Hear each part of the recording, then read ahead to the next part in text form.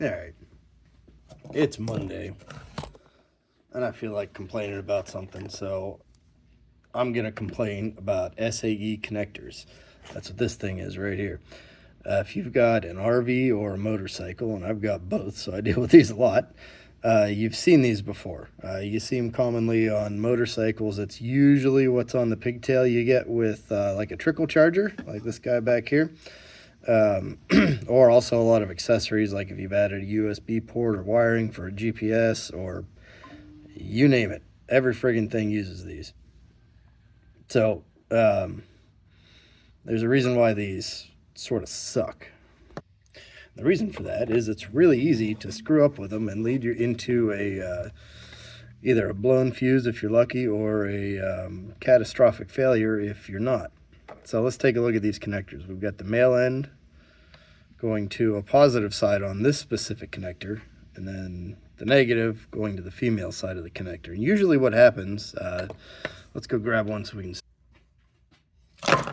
There we go. So usually what happens with these trickle chargers, let's find it, here we go, is that you end up on the DC side with something like this. So we've got a completely black wire with no indicator of which side is which polarity, leading into our connectors here. And you can see this one's actually marked.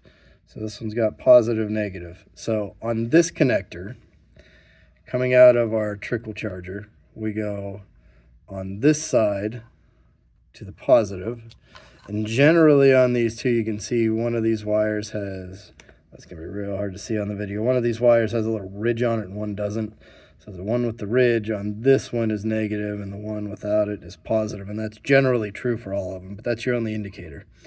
So we connect the positive male to a positive female, and then that goes to a set of clamps or, you know, maybe another pigtail or something that goes to the battery on the motorcycle. Now, here's the issue. Let's get this out of the way. And go back to some easily visual examples. So SAE connector, positive, negative. If these two wires are black and I don't know to look for a little ridge, and you know, maybe I can't trust it because who knows where it came from, right? If it's not mine, or if it's stuff I put together last year and don't remember what I did, you could plug two of these together, and then we have a positive going to a negative, and a negative going to a positive, which means that everything is now ass backwards. Let's take a look at something else. Here we've got set alligator clips from the trickle charger, and we've still got up here, this one's marked, thankfully, right? They aren't all positive, negative. Over here, we've got a spare pigtail that was from something. I don't know what, a USB charger or something like that, that went on one of my bikes a little while ago. This guy is not marked. Fortunately, the wires are color-coded, but let's just say they're not, and they're both black, like, you know, our trickle charger was. So this guy is connected to the bike. We've got one side on the battery and one side on the negative post. And maybe my buddy is stranded at the side of the road and he can't get his bike to start because his battery's dead. So I rummage around in a drawer and I grab a set of jumper cables or something that looks like them. You know, these wouldn't work too well because the wire's too thin, but let's just go with this example. So I grab those and I lift my seat up and I say, oh, hey, I've got this jumper that fits in the end of this guy. And I plug these two together like that. Now I've got a positive and a negative, right? I'm good. But that might not always work too. You know, when we go downstream with these things and mix them up, you can end up with a situation where a positive and a negative can fit together like that, like we talked about. So if we don't have an indication of which side is which, we can really cause some problems, right? You know, maybe you get lucky, you blow a fuse, maybe you don't, and you blow up your battery. They make these stupid little adapters to plug one into the other, But if these things aren't labeled or not reliably labeled, at best you end up with a connector that's 4 inches long, which kind of sucks. If it's something that's going to be used frequently, you got to keep track and make sure you have one of these adapters around. You got to know which side's positive and negative, and you really shouldn't ever trust that. You should verify it with a meter, which isn't always convenient if you're, at the side of the road or whatever. So these things kind of just generally suck. All right, so what's the solution here? Let's have a look, and you'll have to excuse the jumble of wires. We got a trickle charger back here and an old Power Wheels battery that I use on the workbench for bench testing stuff. In the middle, we got a thing with a red end and a black end on it. And those are called Anderson PowerPoles. They're readily available. You can buy them about anywhere now. There's even some knockoffs, though I wouldn't buy those. They connect with a pretty positive connection. They sell little doodads that you can wrap around here to make sure they don't come disconnected, although you can just take a little piece of wire through each of these little holes here. Let's get a better look at that. You can take a piece of wire through each of these little holes here and twist it together, and that will cost you about 1/8 of a penny, and also keep them together. They sell weatherproof connectors with these. They're about the right size. You can usually get some heat shrink over top of it if you want to. There's panel mounts for them. There's all kinds of accessories. They're pretty widely used. Really commonly used for ham radio guys, and there's a lot of accessories like breakout boards and power rails. Everybody makes things that use these if you do a little searching around. The nice thing about them, if we take them apart and take a look here, we got a red connector and a black one, and they sell all different colors for these two, but we're using red and black because we're dealing with DC, positive and negative. This connector will fit together the right way. It will not fit together the wrong way, no matter how hard I try. So we don't have that problem of mixing up the polarity. It's a very positive connection. I use them all the time. I've never had any trouble with them. They're pretty easy to make. What you do is you take your empty power pole connector. You can see there's nothing in there right now. And you crimp one of these little hooky jobs onto the wire you're going to use. These are good for, I think, up to 12 AWG wire, so 30 amps DC. And you take the little hook once the wire's on and you insert it in here. We're not going to go all the way. You want to make sure the hook is facing down to this part, and the hook clips over that little tab in there. It makes a really positive connection. You can pull on this as hard as you want. If you've done it right, the wire will pull apart before the connection does. They're really easy to put together. One other nice thing about them, when I arrange these, I follow kind of the standard that the ham crowd uses, because I use them a lot for radios, but you can use them for other stuff too. I put the red one on the right side with the A pointing upwards.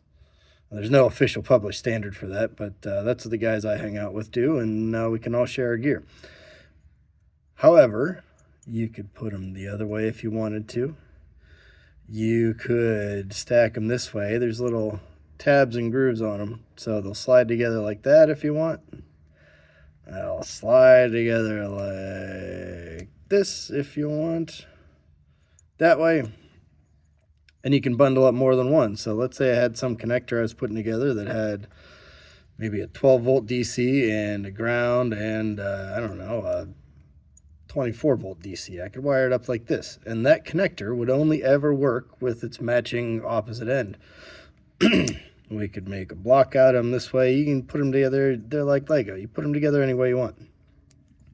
Like I said, lots of different colors. You can get blue, green, white. I don't know. I've never bought any of those because I just use these for DC power, but there's lots of them out there. They're easy to do. The biggest complaint I've heard about these when people are talking about them or when I've mentioned them is that if you do a little bit of research on it, you're supposed to have a special crimper for these, a nice ratcheting job with the right diet and everything, and they're a little pricey. And yeah, you probably should have one of those if you're going to do this a lot because it makes a better connection. But you know what? You can get by with just a plain old set of strippers and one of these automotive, just buy them, any automotive parts store crimpers. You're going to need this end here, and And you're going to do this part here. And if you got a little sense about you, you can make a very good connection with these things, crimp them on the wire with just one of those, and we'll show you.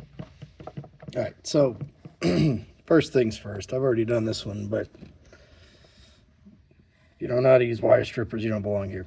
You want to strip the proper amount of wire so that the end of your wire fits in your connectors. And if you look at this, you'll notice one side of this has a little bit of a seam. We want to keep track of where that is. We also want to think about, here's my 2 wires I'm working with. We want to think about how the connector is going to work. So I'm going to want, when I'm looking at it, the red one over here, and I want my connector going like this.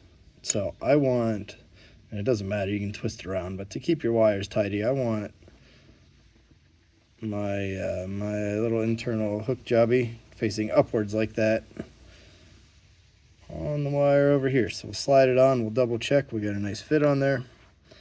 Now the trick is to take your crimpers and you want your little nub on the top there right on that seam. So let's crimp that first, real careful. I'm going to get it aligned in there and gently hold it with the pliers and then go down here and push the wire up into it so I know it's all the way up in there. And we're going to give it a good squeeze like this. All right, so as we sit now, this is going to be just a hair too wide. Let's take a look at that. It's going to be just a hair too wide to fit nicely into the connector. So here's how we fix that. We take our crimpers, and now we need this bottom part down here. We're going to lay it in there, and you don't want to roach on it this time. We're going to give it just a gentle little nudge like that. Tidy it up a little bit. Now, if you got the fancy $100, whatever they are now, I don't even know, crimpers, and crimped one of these and looked at it, and then you looked at this one, you wouldn't be able to tell them apart. That's a good strong connection.